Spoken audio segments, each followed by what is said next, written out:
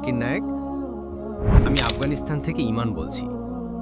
আমার বয়স 15 বছর এবং আমি একজন মুসলিম। আমার দুটি প্রশ্ন আছে। একজন ব্যক্তির উপর কখন সালাত ফরজ হয়? বয়ঃসন্ধিকালে নাকি 10 বছর বয়সে? দ্বিতীয়ত, ছুটে যাওয়া সালাত সম্পর্কে আমাদের কি করা উচিত? আমি দুর্ভাগ্যবশত বছরের পর বছর সালাত আদায় করিনি। আমাদের কি শুধু তওবা করা উচিত নাকি তা আদায় করা উচিত?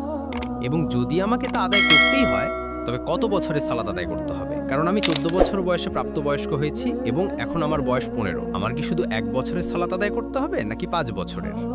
আফগানিস্তান থেকে ইমানের প্রশ্নটি হলো, একজন ব্যক্তির উপর সালাত আদায় করা কখন ফরজ হয়? বয়ঃসন্ধিকালে নাকি 10 বছর বয়সে? প্রথমত, ইমান নামটি মেয়ে এবং ছেলে উভয়েরই হতে পারে। সুতরাং আমি জানি না প্রশ্নকারী ছেলে নাকি মেয়ে। আপনার বয়স 15 বছর, কিন্তু আপনি ছেলে না মেয়ে তা আমরা জানি না, কারণ ইমান নামটি ছেলে এবং মেয়ে উভয়ের জন্যই ব্যবহৃত হয়। তবে যাই হোক না কেন, সালাত ফরজ হওয়ার সঠিক বয়স হলো বয়ঃসন্ধিকাল। আর বয়ঃসন্ধিকাল ব্যক্তিভেদে এবং লিঙ্গভেদে ভিন্ন হতে পারে। আপনি ঠান্ডা দেশে থাকেন নাকি গরম দেশে, ভারতে থাকেন নাকি আফগানিস্তানে বা আমেরিকায়, তার উপর নির্ভর করে একটি ভিন্ন হয়। আপনি যদি মেয়ে হন তাহলে বয়ঃসন্ধিকালের সঠিক সময় হলো যখন আপনার মাসিক শুরু হয়। একটি মেয়ের মাসিক সাধারণত 13-14 বছর বয়সে শুরু হতে পারে, কখনো কখনো 12 বছর বয়সে হতে পারে, এমনকি 10 বছর বয়সেও হতে পারে। আমি একজন ডাক্তার হিসেবে জানি যে কিছু মেয়ের মাসিক 9 বছর বয়সে শুরু হয়। সুতরাং যেদিন থেকে একটি মেয়ের মাসিক শুরু হয় সেদিনই সে বয়ঃসন্ধিকালে পৌঁছায় এবং সেদিন থেকে তার উপর সালাত ফরজ হয়ে যায়। ছেলেদের ক্ষেত্রেও তাই। গড় বয়স হতে পারে 13, 14 বা 15 বছর।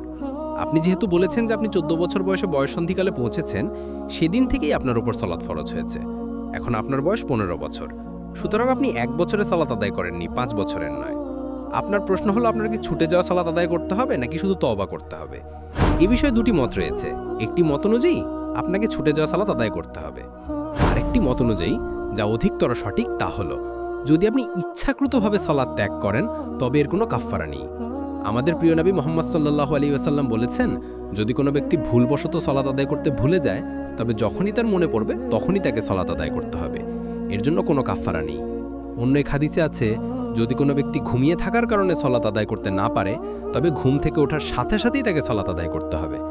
সুতরাং এই হাদিসগুলোর উপর ভিত্তি করে বলা যায়, যদি আপনি অলসতা বা ইচ্ছাকৃতভাবে সালাত ত্যাগ করেন তবে এটি একটি বড় গুনাহ। এর একমাত্র প্রতিকার হলো আল্লাহর কাছে তওবা করা এবং ক্ষমা চাওয়া, এবং যা আপনি করতে পারেননি তার ক্ষতিপূরণ হিসেবে বেশি বেশি নফল সালাত আদায় করুন, দান করুন এবং অন্যান্য ভালো কাজ করুন। আপনাকে ছুটে যাওয়া সালাত পুনরায় আদায় করতে হবে না। এটি অধিকতর সঠিক ও নির্ভরযোগ্য মত। সুতরাং আপনার জন্য, আপনি 1 বছর সালাত আদায় করেননি, এর জন্য আপনাকে সেই সালাতগুলো পুনরায় আদায় করতে হবে না, বরং আল্লাহর কাছে তওবা করুন এবং বেশি বেশি নফল ইবাদত করুন। আশা করি উত্তরটি পেয়েছেন।